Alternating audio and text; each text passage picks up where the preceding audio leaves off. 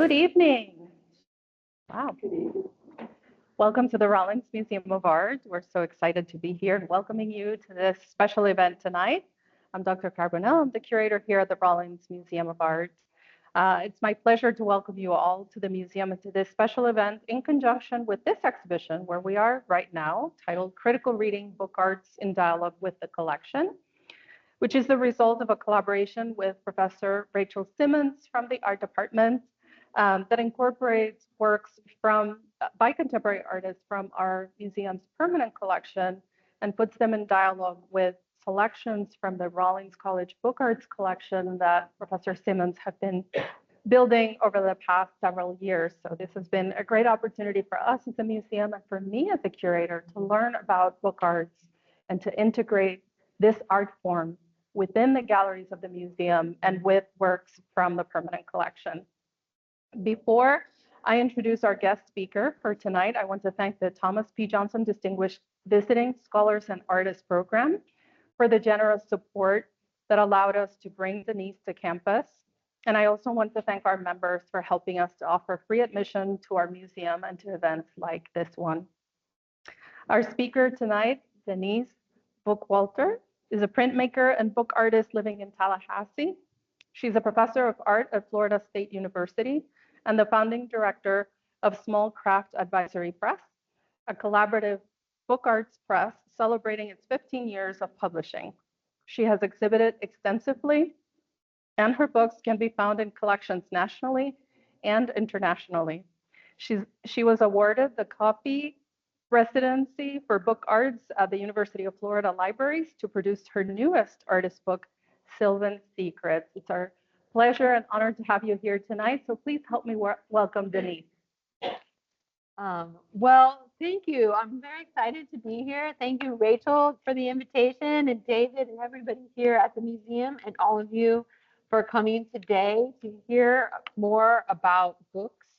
I also want to recognize that the land that we stand on here is ancestral native lands of the Seminole and the Timucua people, and also where I work, the lands of the Appalachian Nation and the Muskogee Nation and the Muskogee tribe of Florida. And one of the things that I like to do when we're recognizing some of those peoples and valuing the land that we have is to recommend some of their creative works to you. And the work I'd like to recommend to you today is it's called New Poets of Native Nations, and it's a compilation by Hayde Erdrich. And one of our collaborators that I have worked with has some poetry in that collection. So please check that out and continue to support all of our creative people from everywhere. So with that, I have lots of clickers. We've gone through that. So today I'm going to give you an introduction to my work and the collaborative work that I do with artist books.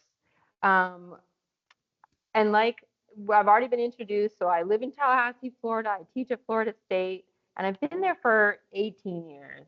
And the press that I run, the Collaborative Book Arts Press, is part of what I'm going to talk to you about today. I have 4 projects that hopefully we'll get through all 4. We'll see how fast I talk.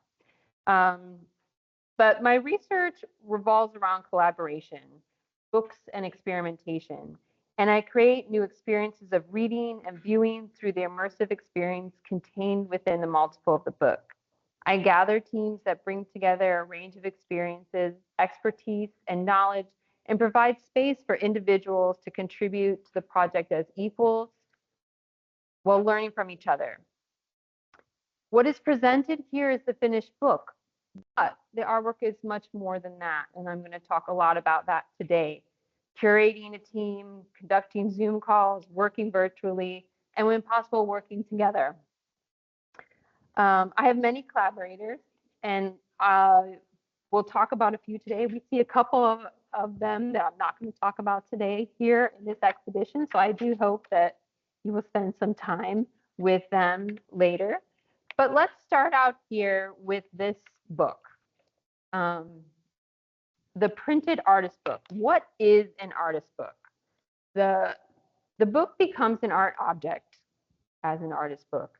It's a contained experience that takes all aspects of the book into account.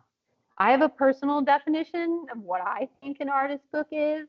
And for me, it's a container and something that binds it together, or it's pages and something that binds it together. And so in this case, here we see a container. The book is an ideal format. It has a long tradition as a media. And when we see a book, we already know what to do with it. And so artists can play with that idea and using that existing knowledge, but pushing it and playing with it is what a lot of my collaborations are about. So here we see Veuve. It's a collaboration between Judy Russian, myself, Alicia Milham, A.B. Gorham, and Michelle Ray. And I'm pushing the wrong button. I'll get this probably by the end here. We open it up and we find a series of pages. Again, there's that pages for my definition, and then something that binds them together, that rubber band. And so we often have this conversation. Is this a book? And a lot of times my students really question that and say, really? It wouldn't be a book unless you told me that. But let's play along. The book here is in unbound pages. They're intended to be rearranged and manipulated and changing the sequence and the experience of viewing as the reader goes through this object. There are endless outcomes that are possible. Not all books are like that, but this one is. At Small Craft Advisory Press, we're most interested in projects that push this tradition of what a book is and make you ask those questions and have experiences unlike any other experiences you may have when you encounter a book. So, well, I'm really lots of buttons here. Okay, so what is an artist book? We touched on that a little bit. It is a work of art realized in the book form. It pays attention to material and structure. It's generally printed in small editions or made as a unique object. Artists and writers have control over content and the making, and it's a 20th century art form. So we can look back at that book and think, does it fit all of those things and my definition? And I'm going to let you decide for yourself. You can decide it's not a book, or you can decide it's a book, and that is okay. But having the conversation is really what I'm most interested in. One of the things I like to do with my students, this is a graphic from a book that I really love by Amaranth Borzek. It's just titled The Book, and it talks about the history of the book, connecting it to artist books, connecting it to the future of the book, but thinking about the materiality of the book, starting out with the scroll. And this is kind of the evolution of the history of the book in a simplified format. Starting out with the scroll, to transport it easier, we started seeing them being folded into what we might call an accordion book, and then bound at the edge in a stab binding to again transform it a little bit farther. And playing with this material transformation is something that starts us thinking about how we can continue to play with the form of the book. And so this is the exercise that I like to have students of any age go through and experience. I have students bring in flat materials and we tape them together, we roll them up, we feel and we see what it's like to touch a material, to interact with it.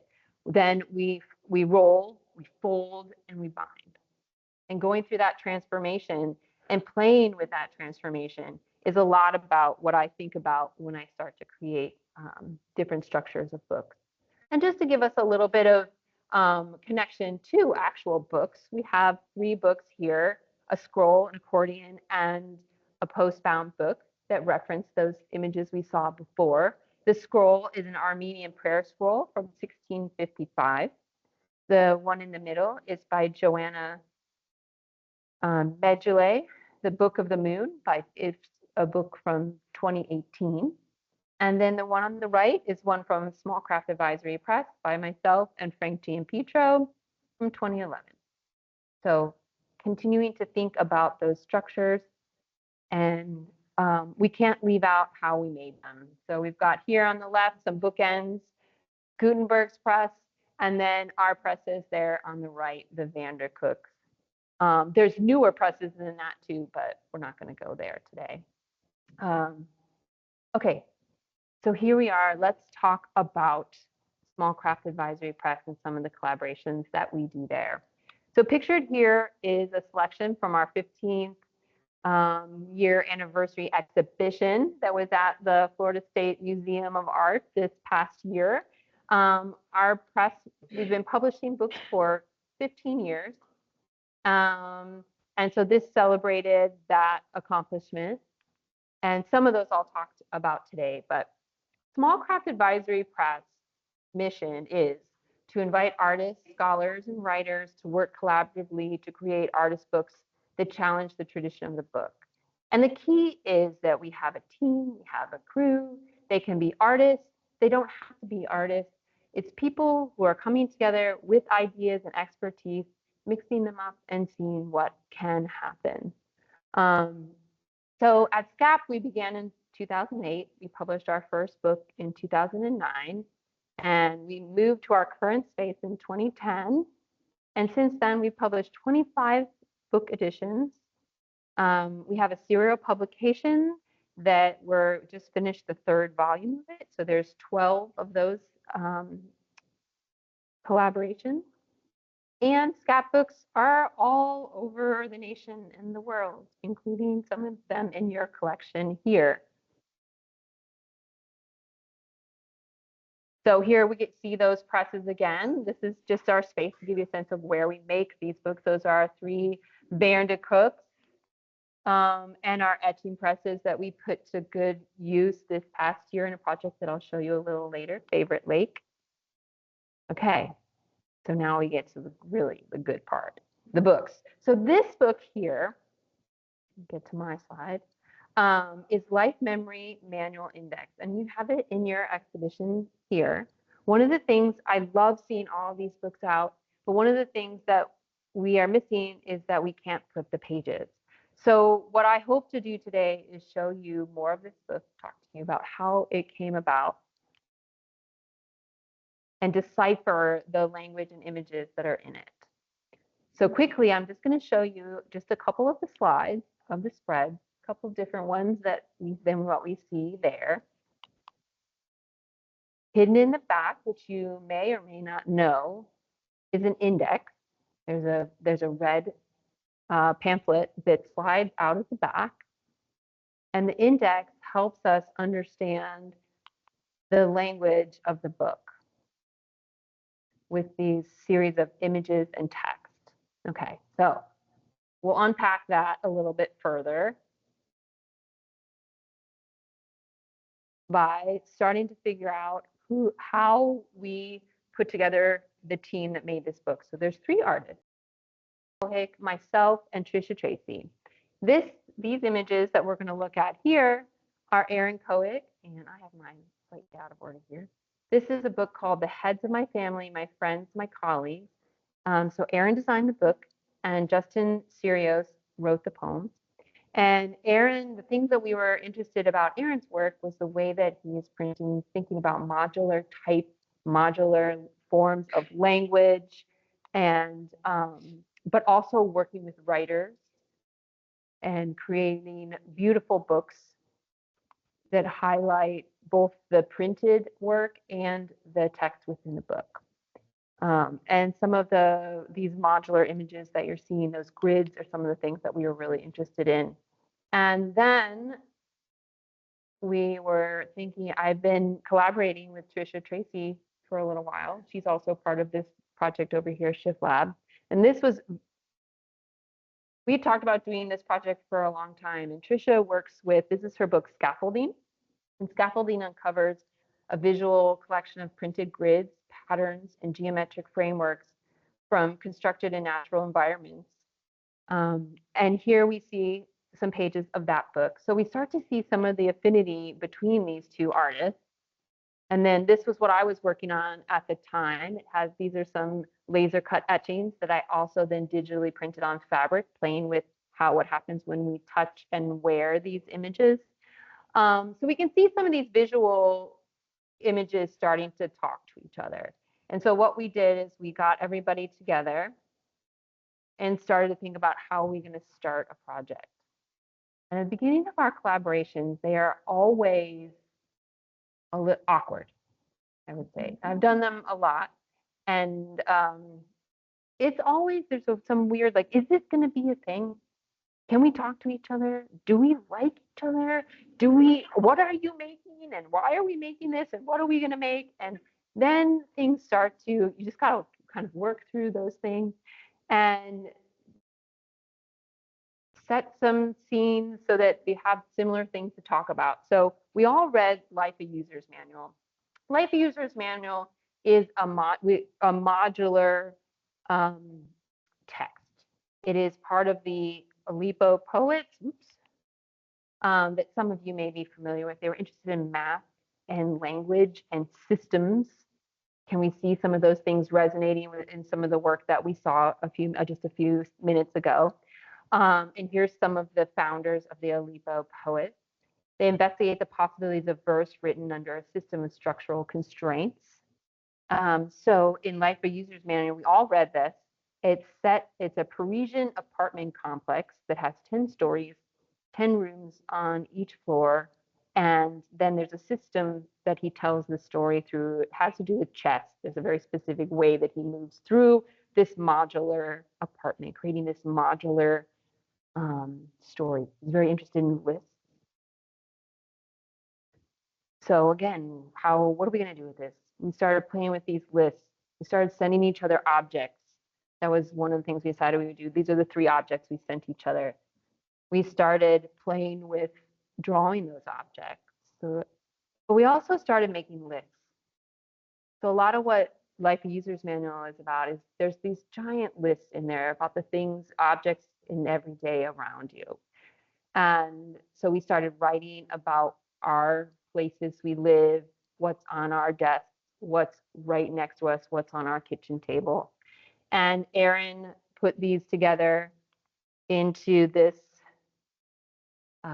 series of, he put it in a program that then pulled out all these different lists, rearranged them somehow. And then we chose one of those lists. And that became the basis for the language that we were going to use in the book. So there's 100 words, and each 100 word has a image that's paired with it. So in the book, sometimes we see the word, sometimes we see the image. Here we have the laser cut blocks. So they're all laser cut and type high blocks. Again, this modular system we're seeing.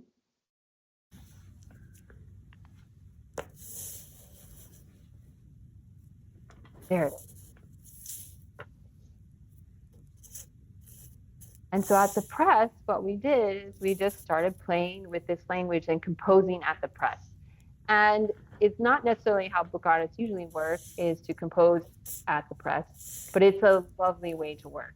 You have a library of images, a library of text, and can build the language within that system. So again, we also had a grid system referencing the 100, the 10 stories, the 10 rooms. And so there's that many spaces on each of the pages that can contain that language, that can contain that text. This is us printing. When they usually artists come out for some time to do some printing, but they usually don't do all of the printing. And so what we end up doing is there was also composing that had to happen after they left. And so we also have this weird digital structure with InDesign that we could move the pieces around also digitally and then send it to our printer, Jay Fox, who printed it during COVID. It was a perfect project to print during COVID. Once it was set, everything was ready to go. So it started out in this way where it was very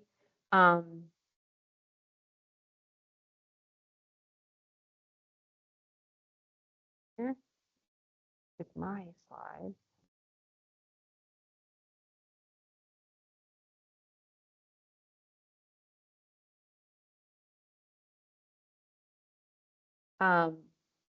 So because it was set,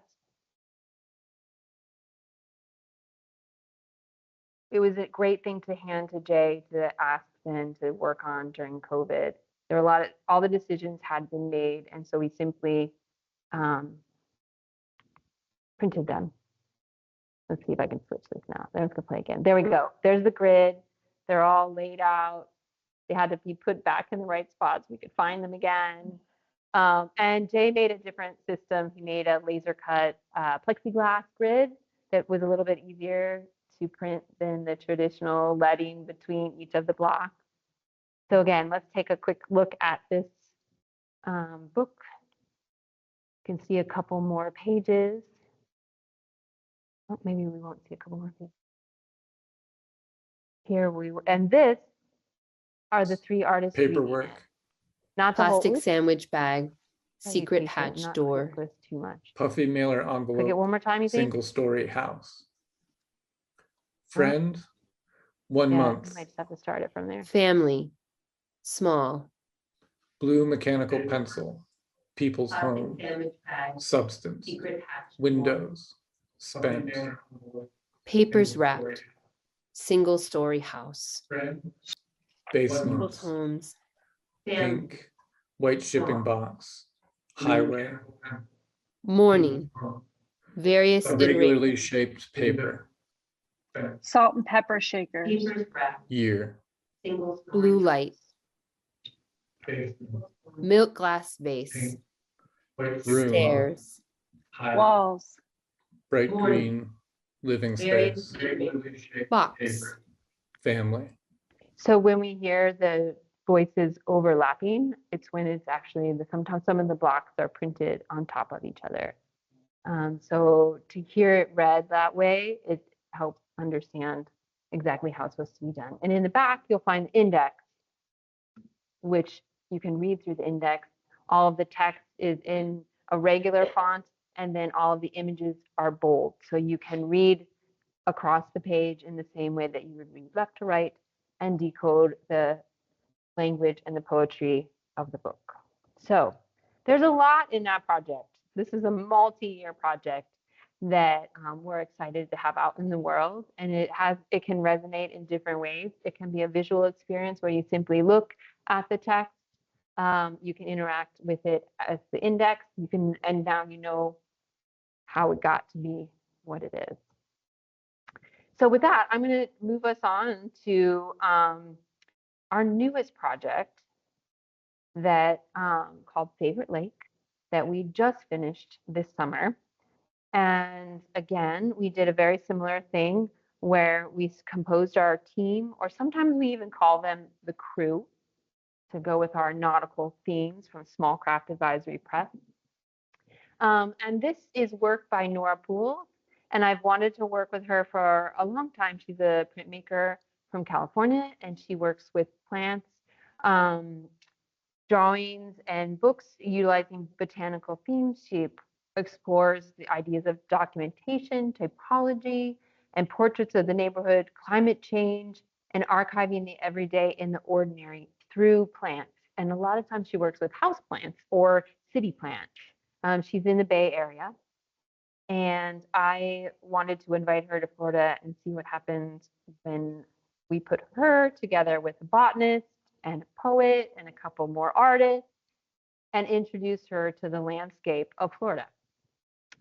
So we invited Nora, and she was supposed to come the week that everything shut down for COVID. She was coming one day, and then the next day she wasn't. So the project went on hold for a little while, but again, we needed to make something. We're artists, we're always making things. So what we decided to do, we could be outside, right? We weren't supposed to be inside, but we could be outside together. We couldn't bring Nora from California because at that time people were not traveling.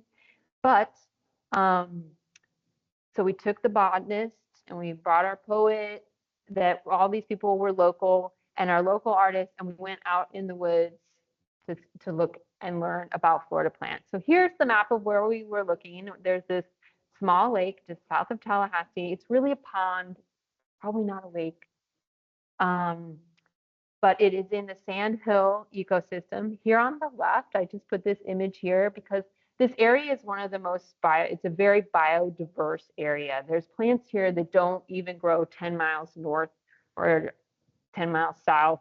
And that's one of the plants here on the right, which I didn't write down the name of it, but I'll, the reason we went there with the botanist was he took us around and explained us, talked to us This is about, called zig. I'll just repeat it one more time. well, I think I Zigzag turned the sound off of this Pityopsis. one. But It's what we did was we Pityopsis went there, flexuosa. and we don't need the sound. And that But is a rare we had to plant tell Nora that about the has place. like So an we took epicenter videos, here. It's found we in took Robinson we Sandhills. took So photos, in town and north, it's then not what we also geographically not did found there, and it's was we sent these pictures and videos to her so that she could feel like she was there. But these are the cypress trees that are so amazing. Some of you may be familiar with some of these in the Florida ecosystem. That is the lake there, and the cypress knees that come out of the ground. And it's a very magical place. And so our goal was to try to explain this place to Nora, to include her in this work. And what we did was our botanist, after he had taught us in person and through videos and pictures about the ecosystem of the place, he preserved some of the plants and we sent them to Nora. And this is what Nora sent back. There's Ava printing that plate. She works in plexiglass, so they're etchings on plexiglass. She engraves into them and then prints on silk. So we did this whole series. This is Sarah Scar, one of the artists, on this starched silk.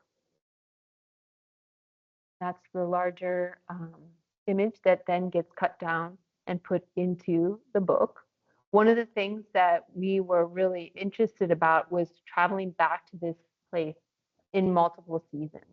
So we'd walk around the lake, the level would go up and down. So here we have some tests for the part of the book that folds out and shows you the lake, and kind of a map-like page of the book.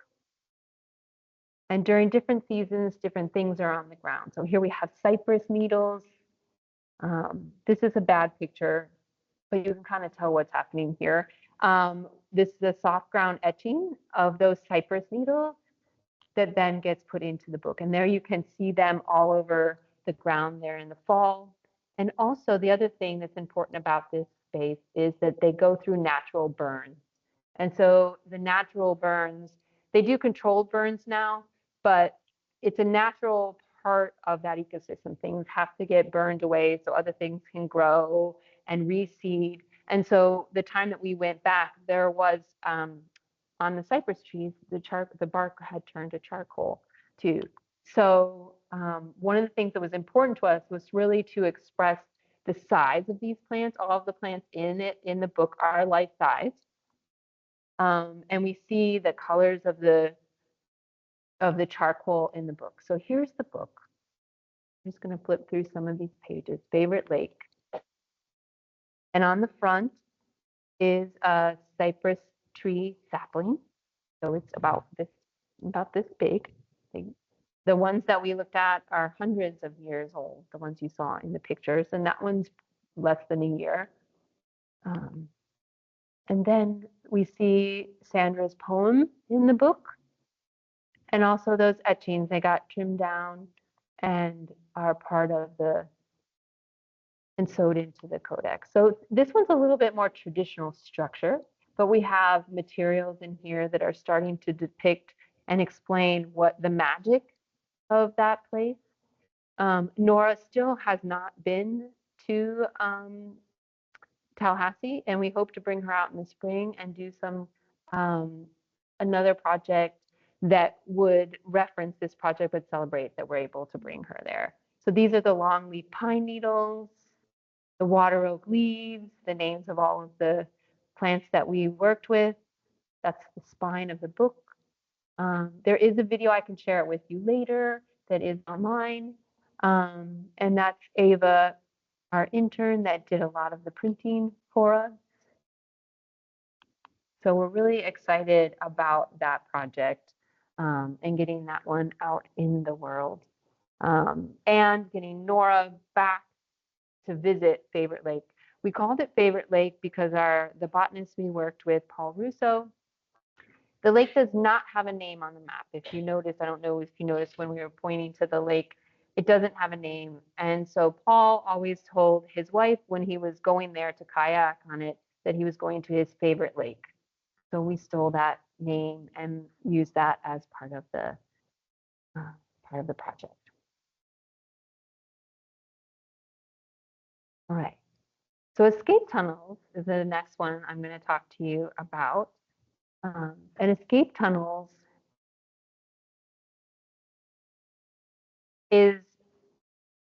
was originally inspired by this book, which was one of the books that we made. It's 2016. It was a project that we invited artists and writers, and we paired them together to reinterpret the Florida State Guide written by the WPA.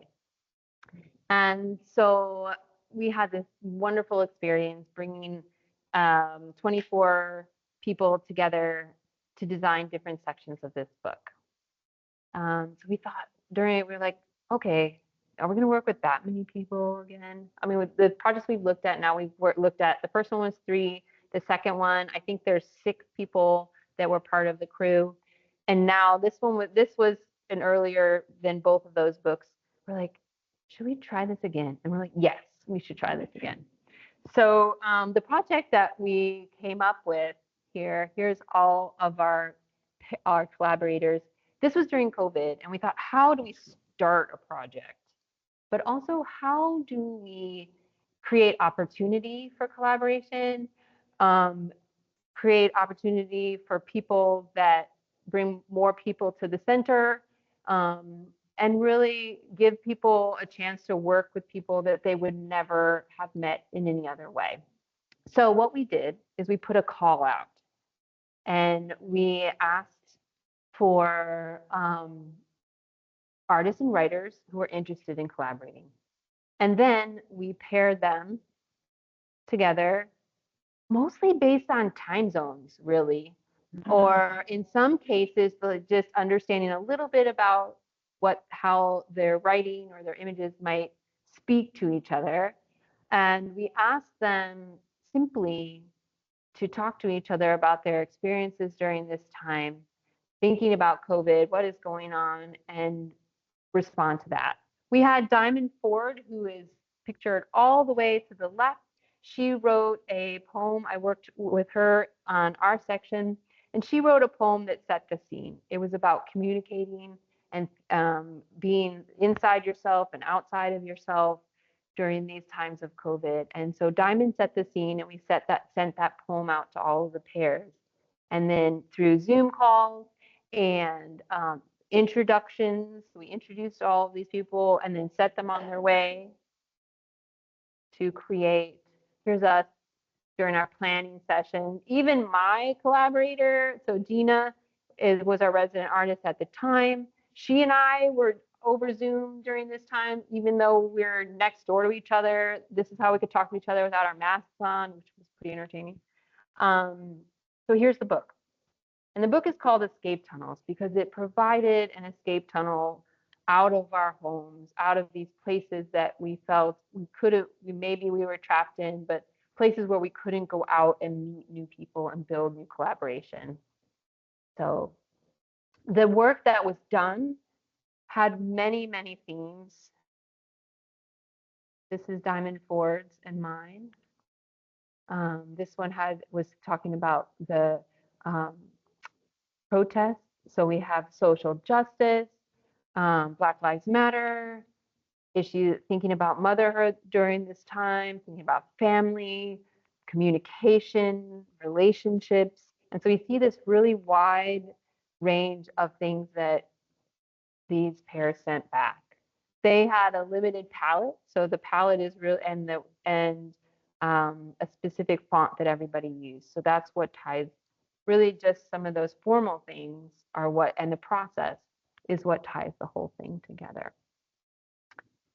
All right. So the last project I'm going to talk to you about is Sylvan Secrets.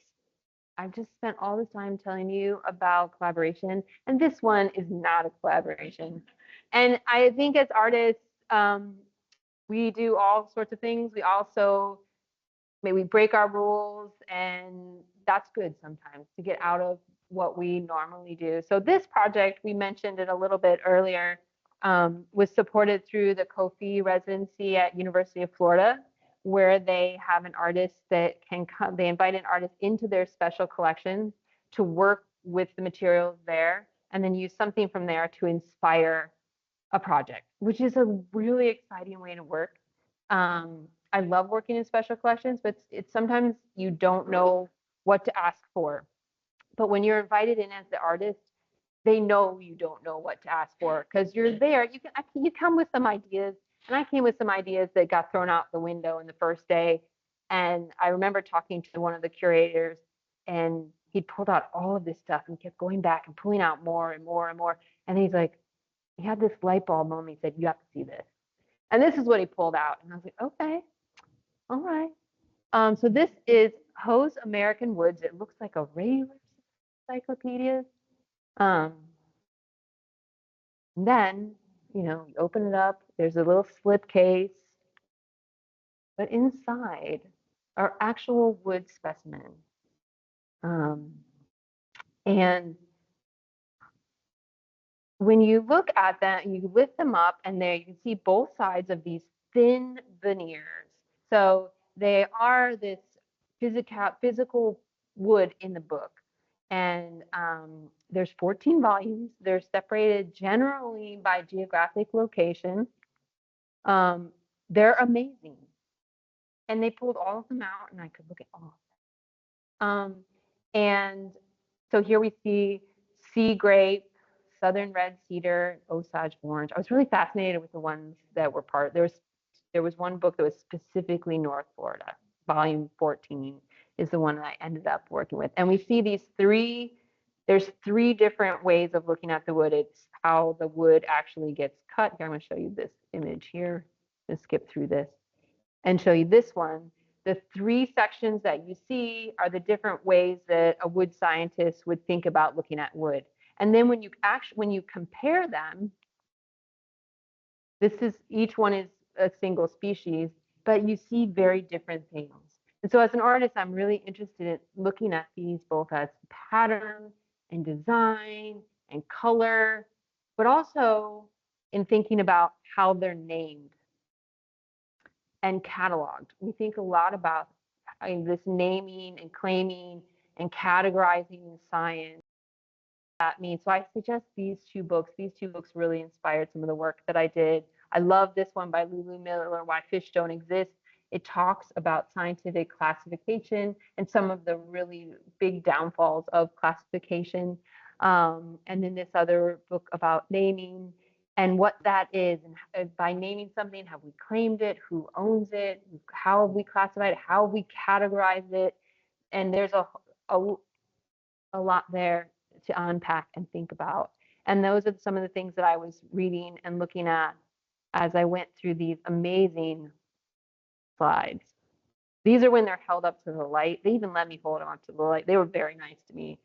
And so I actually ended up going back to my institution, which we had a copy of it. And I kept thinking about, what am I going to do with this?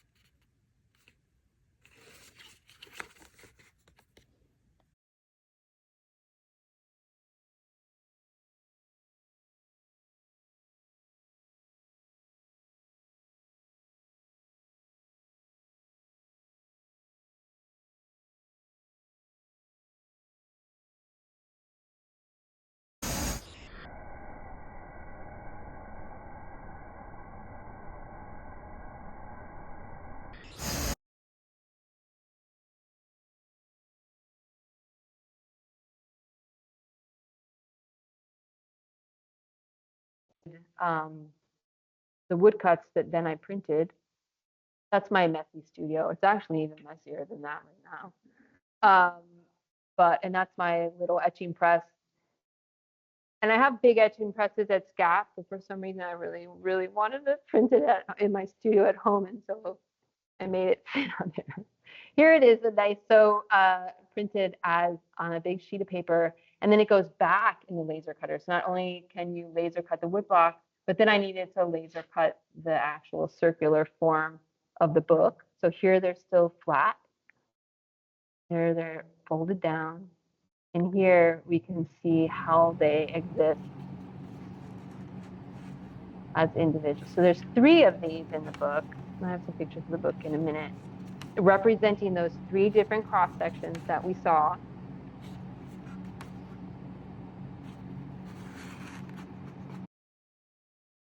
But then I always tell my students, you can't leave the back empty. And it was empty for a really long time, and I didn't know what to put there. And on the back, and it's even more fluorescent than this in person, there's a woodcut that represents how they're cut out, the shapes out of the actual trunk of the tree, and printed in fluorescent orange, really referencing this idea of caution. What are we doing? Why are we cutting these things down? Where are we going with our forestry practices as we move forward, looking back and looking forward? So the color is very symbolic, but the pattern references the book and how it was actually cut out of the referencing those thin sections of the book. There we see. And it goes inside of a case. There's the case here. There's one section that was a little bit elusive. I don't know if any of you have all heard of the tree. There's a Torreya tree. There's a park near me it's called Torreya State Park. And it's where those trees are found. They're almost extinct. And it happened to be that the encyclopedia that my university owned, that section was missing. I know. And there's something about it had this different sense of being precious. Somebody kept it, but it's also almost extinct. So this is a project that I think I will spend more time with. I'm not sure what yet, but the elusive Torreya tree. So just to reference back this section, the other thing I found interesting, just to think about the way we think about books, is that we saw the original encyclopedia, the 14. So that's this one. But then there's these different volumes that you find when you keep looking. So I'm pretty sure there were some of the thin sections left over. Somebody else bought his company. And then we start to see them here in this 3-ring binder. And so this one was part of another university, FAMU, which is also in Tallahassee. They had this one at their library. And the wood sections weren't glued in there well, and they're starting to fall apart. But just thinking about this materiality and different ways of accessing this information. It's also in very different orders of volumes. And so I was trying to find the Torreya tree, and I kept calling the library and, can I see another volume? Can I see another one? And there was a very nice librarian to help me with it. You can also buy a trade edition of it, which is also kind of crazy. It's a nice substitute for not having the real thing. So it's lovely that many of you could have this book if you wanted. It's not the same as seeing the wood on both sides. And it's just this big heavy tome. But I like thinking about the variations of how we can exist with this information. You can also access it digitally. So here is some pages from the Internet Archive. It's also on the the Heritage Biodiversity database. So you can see, I went in a little bit of a rabbit hole with this and wanted to see different sections of the same thing. But again, really just thinking about this information, how it's accessible, who can access it, what does this artist book now say about these things? So in the best case scenario, I like to have the artist book actually displayed right next to the specimen that inspired it. So this is at University of Florida. And some of the libraries that have this book also have Ho's American Woods. And I hope that they bring both of them out at the same time. I did have a chance when I was with my students. I teach an artist book class in London sometime, and I took them to the Natural History Museum, and they have one. So I took my book and set it next to it, and like, look, see, this is how we think. How can you be inspired from these kinds of collections?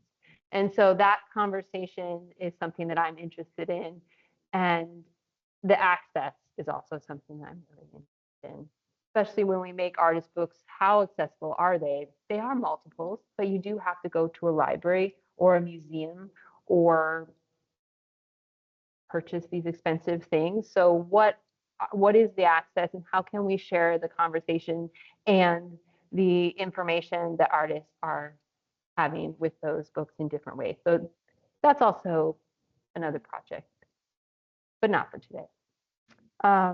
So those are 4 different projects that give you a glimpse into the kinds of things that I do, the ways that we work, how I think about artist books, how I'm always looking for collaborators and composing new ideas and teams to put together and see what happens.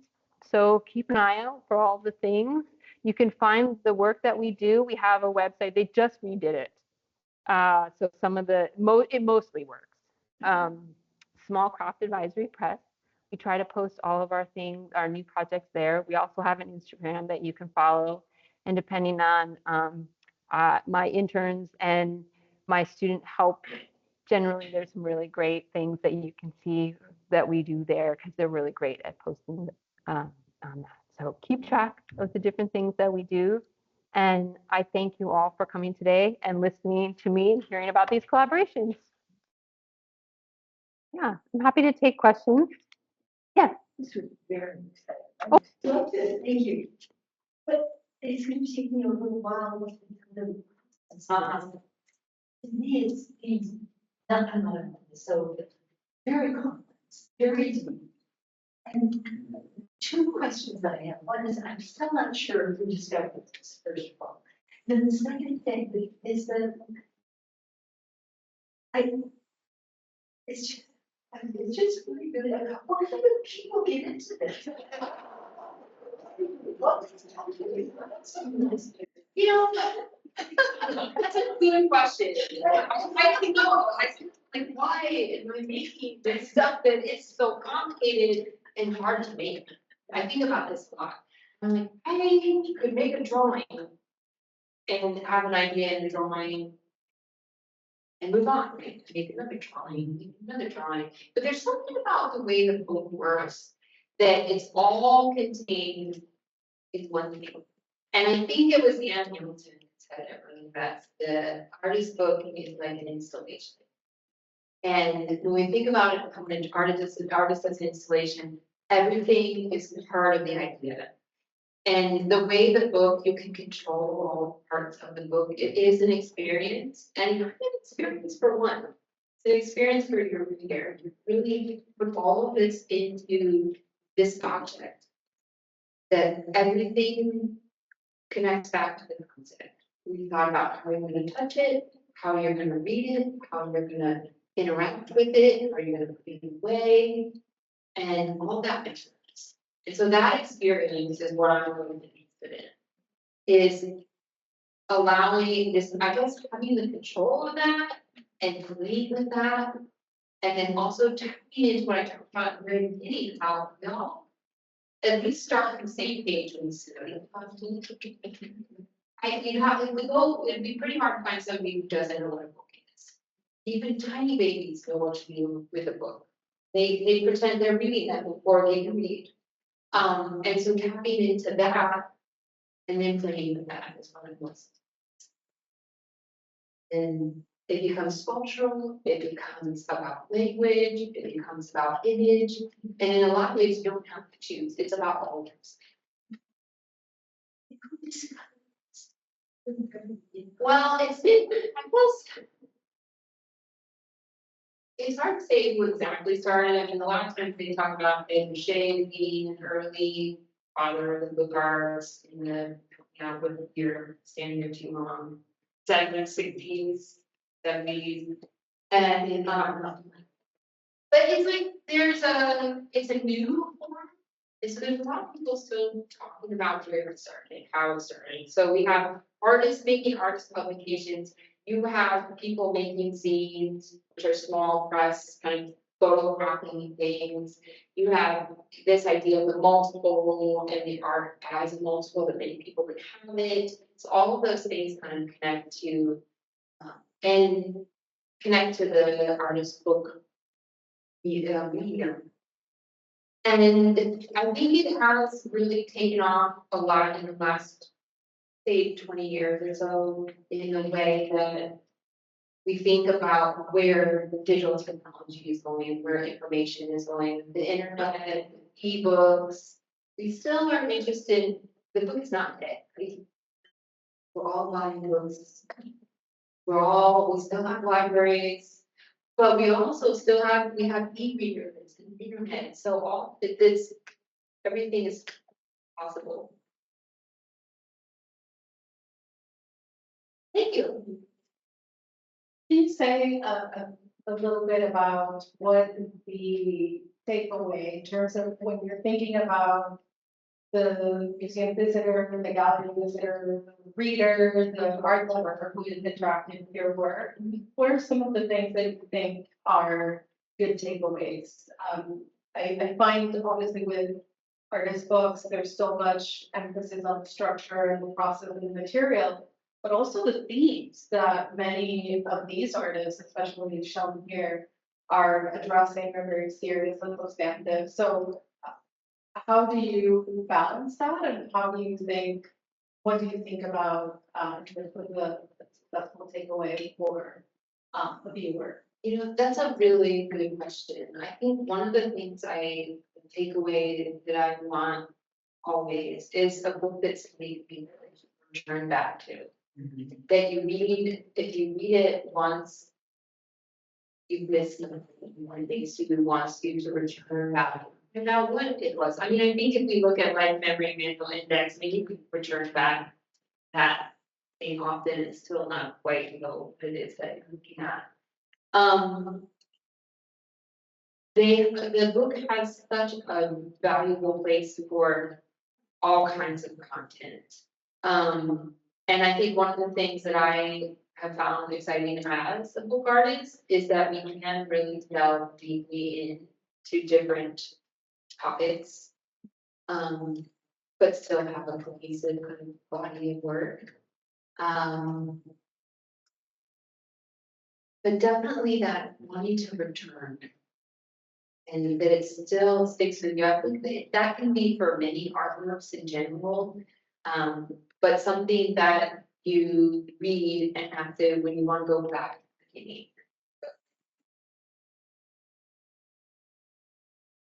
It's helpful in building off of this question, and helpful in how many history or majors here with us tonight. And where in this process of collaboration and development, you start to think about the expectations that you have for your viewers. So getting to this idea of returning very, very when, I guess. When start. I think it's always there. Because it isn't without your reader. I always like to think about. I think a viewer reader, not like that's reader, but without the reader, you don't really have a book, right? So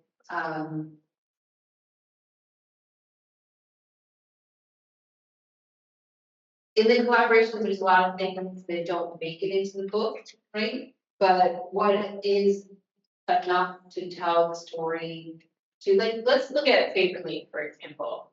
None of you were there.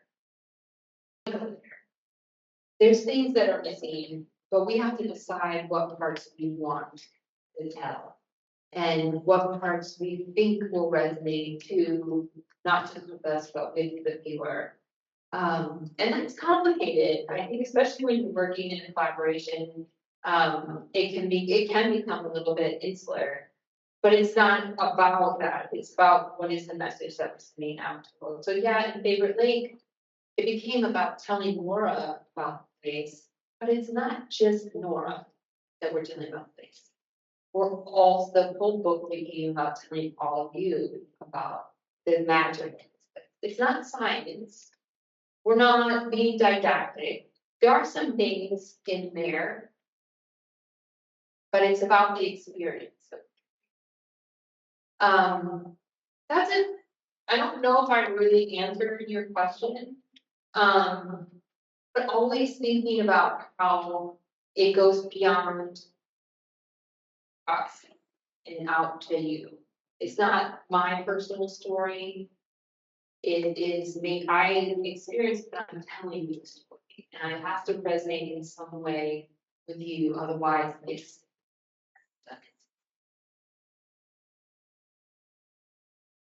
but in all kinds of work, we think about making work, we get it out into the world and resonate. And readers.